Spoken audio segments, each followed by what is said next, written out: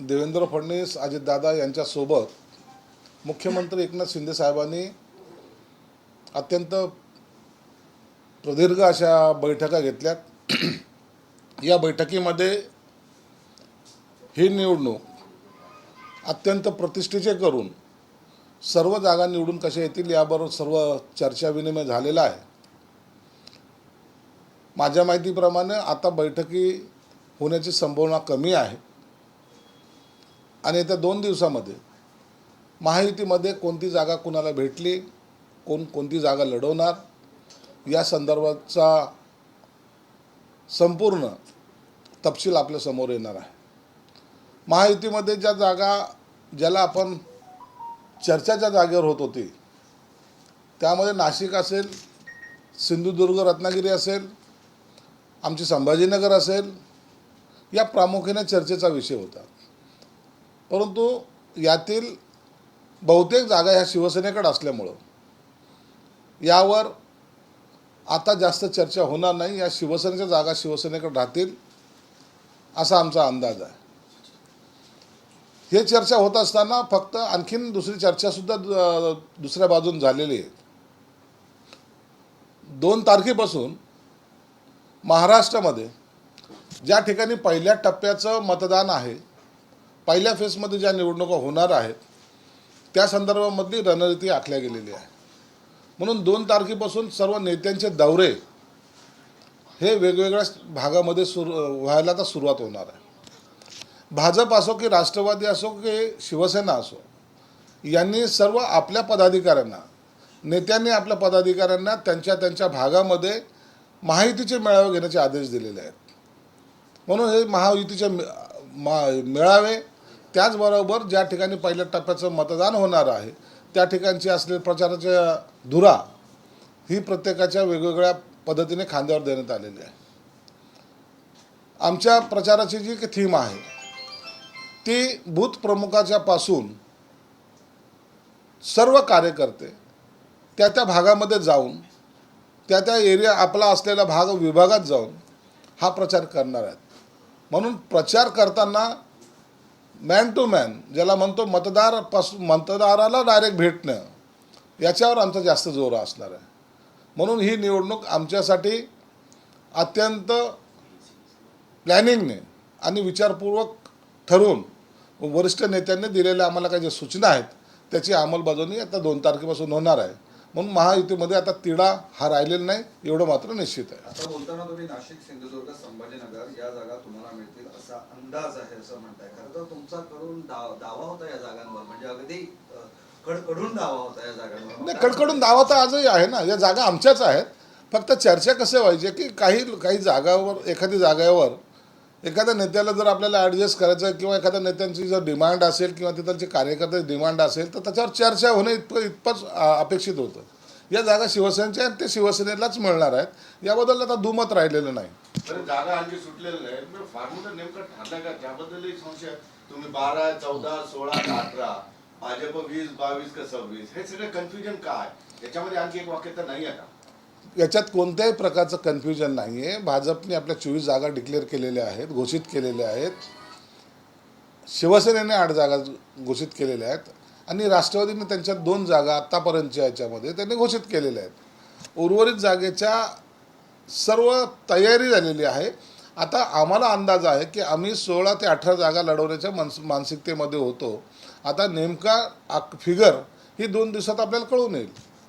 तुम्हाला 14 जागा मिळाल्या असं म्हटलं जातं? नाही, असं काही नाही। आणखी असं कोणतेही आकडा आणखी फायनल झालेला नाही।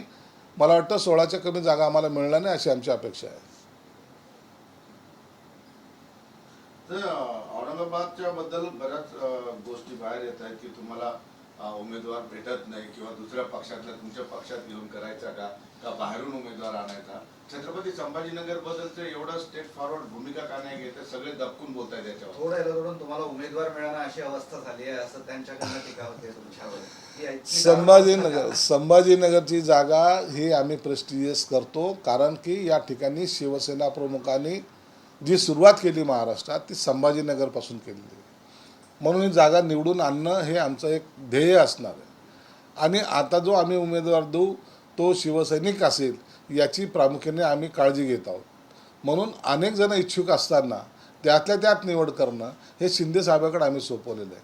कालच शिंदे साहेबाकडे वर्षा निवासस्थानी आमची बैठक झालेली. सर्व आमदार आणि पदाधिकारी त्या बैठकीला हजर होते. त्या बैठकीमध्ये त्यांनी सर्वांचं 1 to 1 ज्याला म्हणतात त्या पद्धतीने त्यांच्याशी चर्चा केलेली आहे आणि अंतिम निर्णय आपण घ्यावा असं सर्वच पदाधिकाऱ्यांनी आमदारांनी शिंदे साहेबाला विनंती केलेली आहे.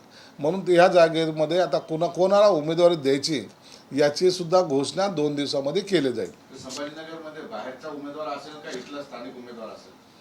नाही, संभाजीनगरचाच उमेदवार असेल. म्हणून आता याच्यावर चर्चा तर व्हायची संपलेली आहे.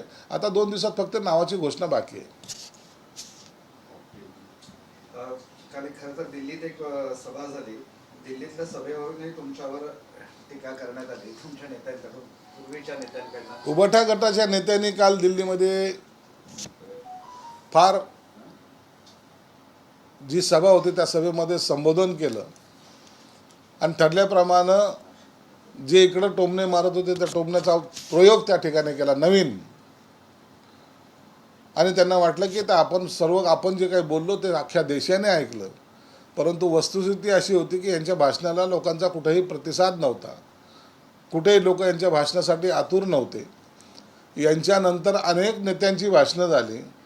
क्रमवारीत जर पाहिलं, ज्याला स्वाभिमानी हे म्हणत होते, हे क्रमवारीमध्ये किती खाली होते हे आपण काल स्वतः टी व्हीवर पाहिलेलं आहे. चॅनलच्या माध्यमातून लोकांनी पाहिलेलं आहे. म्हणून आता तुमची जागा अत्यंत खालच्या स्टेपला आहे. तुमच्यावर अनेक मोठे नेते आहेत, त्यांचे दर्शन घेणे आता तुम्हाला लाजमी आहे. हा एक सुद्धा मेसेज कालच्या सभेतून महाराष्ट्राच्या जनतेला कळालेला आहे.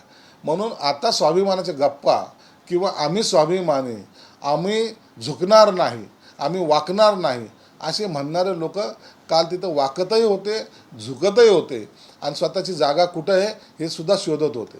नाशिकच्या जागेवर तुम्ही दावा आता केलेला आहे, तुम्हाला मिळण्याची शक्यता, पण आता 4 वाजता छगन भुजबळांचं नाव जाहीर होईल अशा पद्धतीची माहिती आहे. सुनील तटकरे जाहीर करतात. सुनील तटकरे काय जाहीर करते आम्हाला माहीत नाही, परंतु नाशिकची जागा ही शिवसेनेची आहे.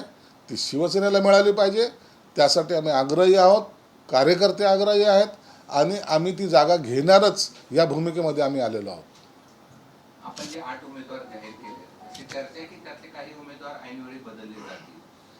नाही, याबद्दलची मला कल्पना नाही. परंतु जर एखाद्या ठिकाणी जर उमेदवार थोडा बहुत जर कमजोर वाटत असेल तर तो बदलण्याचा अधिकार मुख्यमंत्री एकनाथ शिंदे साहेबांना आहे. बदलणं शक्य आहे एखादी जागा? शक्यता नाकारता येत नाही. कुठली असेल? मराठवाड्यात?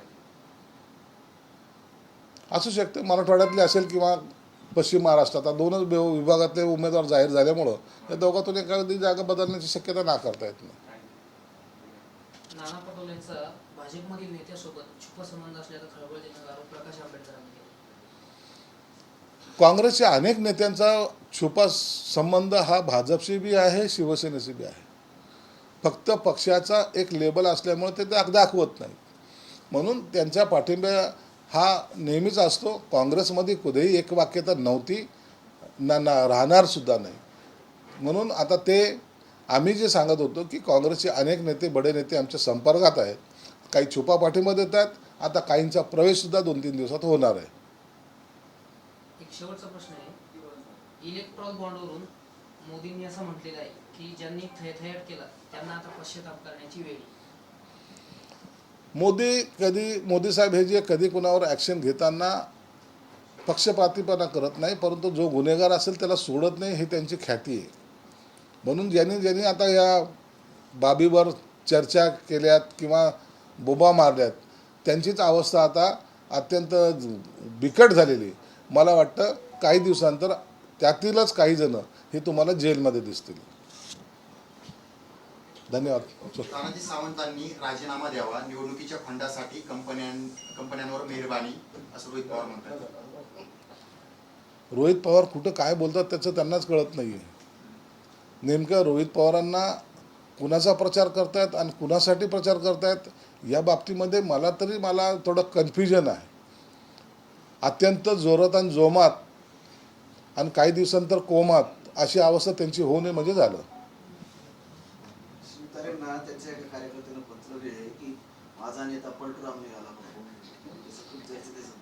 कार्यकर्त्याची भावना असते. जेव्हा एखादं उठाव केल्यानंतर त्याच्यावर जर स्टिकअप राहिलं नाही तर तो जो कार्यकर्ता तुमच्याबरोबर उभा राहतो तर त्याच्या साहजिक काही मन दुखावले जातात आणि त्याच्यातून केलेला हा त्यांनी पत्र प्रपंच आहे असं म्हणायला हरकत नाही. तुमचे मित्र संजय राऊत पंतप्रधान नरेंद्र मोदींना गुजरातची जानलेवर म्हणाले.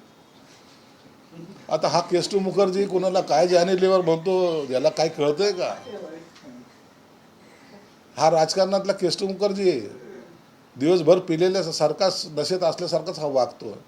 म्हणून या केस्टू मुखर्जींनी आता इतरांवर टीका करू नये. आता फक्त तुम्हाला सगळ्याच्या अंगणात जाऊन नाचायचं काम राहिलेलं आहे. तेवढं काम तुम्ही करा. तुम्हाला दुसरा उद्योग आता दुसरा शिल्लक नाही. आणि परत तेच म्हणतायत की मोदींचा एक दौरा 25 कोटीचा असतो आणि सरकारी पैशातून ते आता सध्या प्रचार करत आहे. त्याच्यासाठी पंतप्रधान व्हावं लागतं. तेवढी कॅपॅसिटी लागते. तुमच्यासारखं दौरे नाहीत त्यांचे. पंतप्रधान देशाची शान आहे ती. देशाच्या पंतप्रधानांनी काय करावं हे ठरवणारे तुम्ही कोणी नाहीत. तुम्ही लुच्च्यांनी फक्त उबाटा गटाचे दौरे कसे करायचे ह्याच्याबद्दलचं चिंतन करावं. कोणती व्हॅन काढायची आणि कशात एसी बसवायची एवढंच तुम्हाला सुचतं आहे. तेवढंच काम तुम्ही करा. मोदींची बरोबरी करण्याची लायकी तुमची नाही आहे.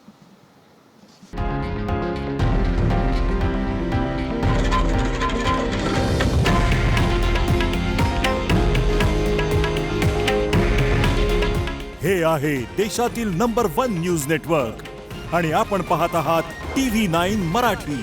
काळजी तुमची, हित महाराष्ट्राचं.